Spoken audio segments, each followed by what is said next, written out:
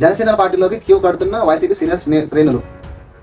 కేవలం బాలినేని శ్రీనివాస్ రెడ్డి గారు మాత్రమే కాదు, వైసీపీ నుంచి అనేక మంది సీనియర్లు జనసేన పార్టీ వైపు చూస్తున్నారు. ఒకప్పుడు సీనియర్ మంత్రులుగా, ప్రభుత్వ విప్పులుగా, మాజీ ఎమ్మెల్సీలుగా, ఇప్పుడు వైసీపీ సీనియర్లుగా ఉన్నటువంటి చాలామంది, అలాగే అందులో ముఖ్యులు కొంతమంది ప్రస్తావితం. జగ్గైపేటలో 3 సార్లు గెలిచి ప్రభుత్వ విప్పుగా పనిచేసినటువంటి బలమైన నాయకుడు సామినేని ఉదయ్ భాను గారు కూడా ఇప్పటికే జనసేన పార్టీ తీర్థం పుచ్చుకున్నారు. అలాగే పొన్నూరు మాజీ ఎమ్మెల్యే కిలారి వెంకట రోషయ్య గారు, ఉత్తరాంధ్ర రాజకీయాల్లో పండించినటువంటి దాడి వీరభద్రరావు గారు, ఆయన కుమారుడు దాడి రత్నాకర్ గారు కూడా జనసేన పార్టీలో చేరిపోయారు. మాజీ మంత్రి ఆల నాని కూడా ఇప్పటికే వైసీపీలో ఉన్నటువంటి అనేక వివిధ రకాల పదవులకు ఆయన రాజీనామా చేసి ప్రస్తుతం సైలెంట్గా ఉన్నారు. వీళ్ళంతా జనసేన వైపు ఎందుకు చూస్తున్నారు అనే దానికి ఇక్కడ మనకు 2 బలమైన కారణాలు కనిపిస్తున్నాయి. ఒకటి, టీడీపీలోకి వెళ్ళలేని పరిస్థితి. ఎందుకంటే ఇప్పటికే టీడీపీలో నాయకత్వం సంబంధించినటువంటి మొత్తం నాయకులు నిండిపోయారు.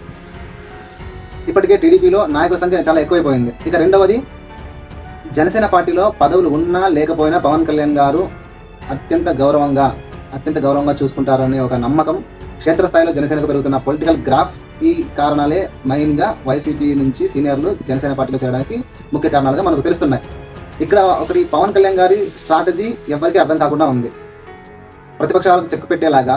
ఇక 3వ పాయింట్, జనసేనాని వ్యూహం. ఒకవైపు ప్రజాపాలనలో బిజీగా ఉంటూనే పార్టీని సంస్థాగతంగా బలోపేతం చేస్తున్నారు పవన్ కళ్యాణ్ గారు. దీనికి నిదర్శనంగా పార్టీకి బలోపేతం కోసం ఉమ్మడి జిల్లాల వారీగా ఏర్పాటు చేసిన కమిటీల్లో బాలినేని శ్రీనివాస్ రెడ్డి గారికి రాయలసీమ, అనంతపురం, కడప, కర్నూలు, చిత్తూరుతో పాటు ఒంగోలు, నెల్లూరు జిల్లాల బాధితులకు కూడా అప్పగించారు.